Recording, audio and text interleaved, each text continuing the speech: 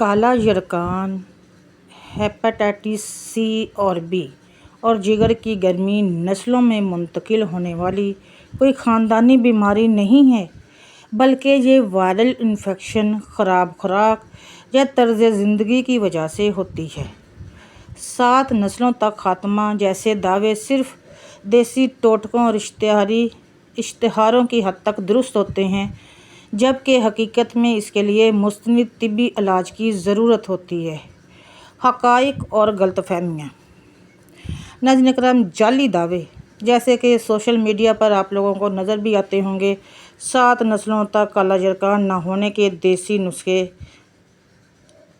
یہ کر لیں وہ کر لیں، یہ ساری چیزیں آپ دیکھتے ہوں گے، لیکن یہ سب کچھ غلط ہے، بے بنیاد ہے اور غیر سائنسی ہے۔ اصل وجہ کالا یرقان عموماً ہیپاٹائٹس بی یا سی وائرس کی وجہ سے ہوتا ہے، جو خون یا غدود کے باہمی رابطے سے پھیلتا ہے۔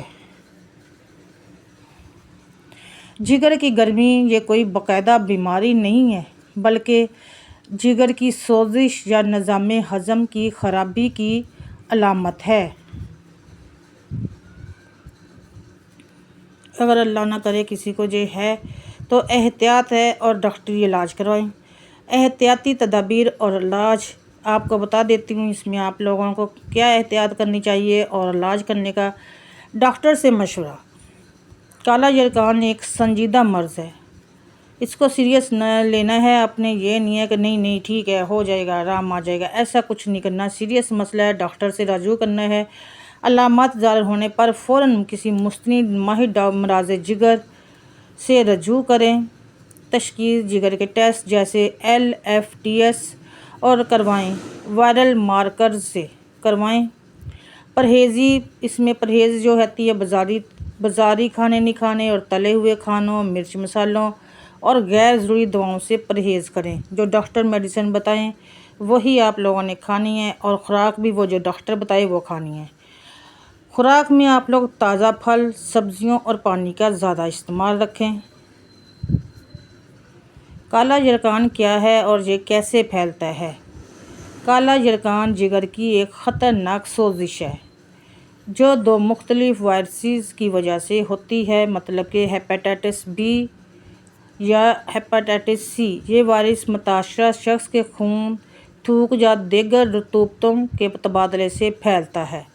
تو اس سے بچاؤ کے لیے ویکسین دستیاب ہے۔ ہیپاٹائٹس سی یہ زیادہ تر صرف متاثرہ خون لگنے یا گندی سرنجوں کے استعمال سے پھیلتا ہے۔ آپ لوگوں نے دیکھا ہوگا کہ جب بہت سے سرکاری ہاسپٹلوں میں جب کوئی میڈیسن دوا لینے جاتے ہیں، انجیکشن لگاتے ہیں نا، وہ پرانا ہی انجیکشن یوز کرنا شروع کر دیتے ہیں، تو وہ نہ کروایا کریں، ان سے بولا کریں کہ نیو سرنج لیں اور اس سے آپ کو لگائیں۔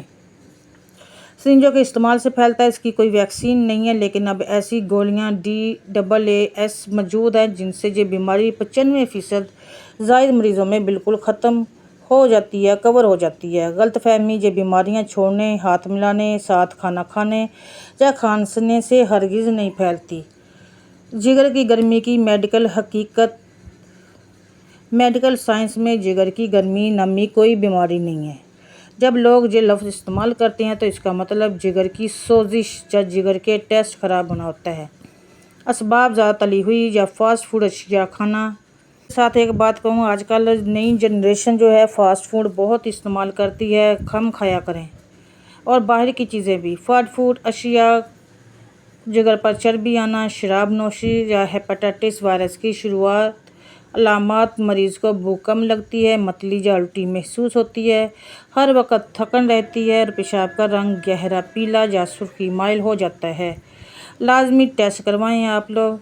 طبی ٹیسٹ ڈائگنوسس: اگر جگر کی کوئی بھی تکلیف شک میں ہو تو کسی دیسی ٹوٹکے کی بجائے فوراً یہ ٹیسٹ کروا لیں۔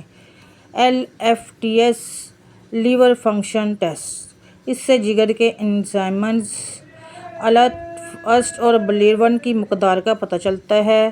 اینٹی HCV اینڈ HBs یہ ٹیسٹ واضح کرتے ہیں کہ خون میں ہیپاٹائٹس بی یا سی کا وائرس موجود ہے یا نہیں۔ الٹرا ساؤنڈ، اس سے جگر کا سائز اور اس پر چربی کی موجودگی دیکھی جاتی ہے۔ फैटी लिवर, रोज़मर्रा की एहतियात और परहेज़। पानी का इस्तेमाल आप लोगों ने इससे, अगर अल्लाह ना करे किसी को ये है तो आप लोगों ने क्या एहतियात करनी है, परहेज़ क्या करनी है। रोज़ाना 8 से 12 गिलास साफ़ पानी या ताज़ा जूसेस बग़ैर मसनूई चीनी के पिएँ। तली हुई अशिया से परहेज़ करें। समोसे, पकोड़े, बर्गर, पिज़्ज़ा और बहुत ज़्यादा मिर्च मसाले वाले खानों से जिगर पर बोझ बढ़ता है। हिफाजती इक़दामात: हमेशा नई सिरिंज का इस्तेमाल यकीनी बनाएं। शेविंग के लिए अपना अलग रेज़र रखें और किसी मुस्तनिद लैब से तस्दीक शुदा खून ही ज़रूरत पड़ने पर लगवाएं।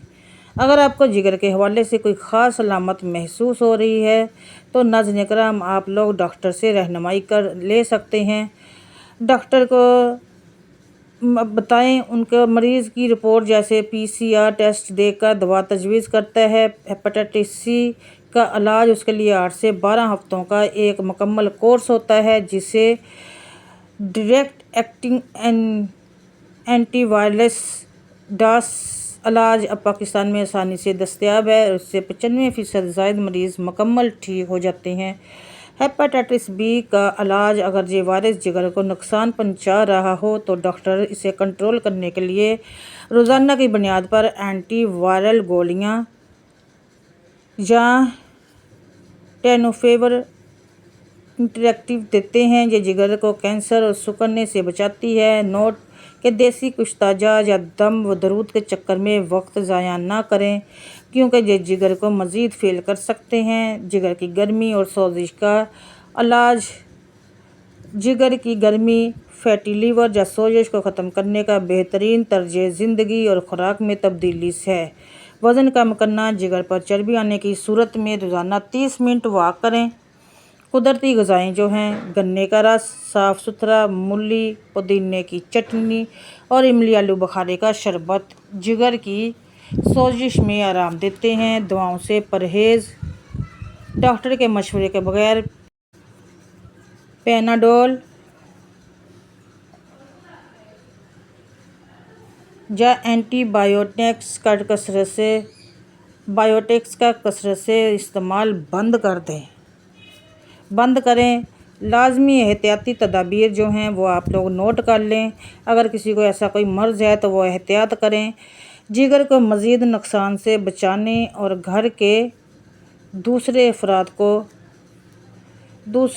को महफूज रखने के लिए इन बातों पर अमल करें। एहतियात का शोबा करना है। एहतियात का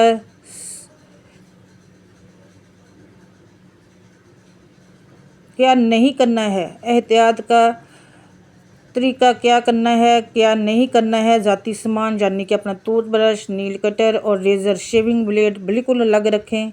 घर का कोई दूसरा अफराद आपका ये सामान इस्तेमाल ना करें। तिब्बी इलाज: हमेशा नई और बंद पैकेट वाली सिरिंज इस्तेमाल करवाएं। गंदी या इस्तेमाल शुदा सिरिंज से वायरस फैलता है।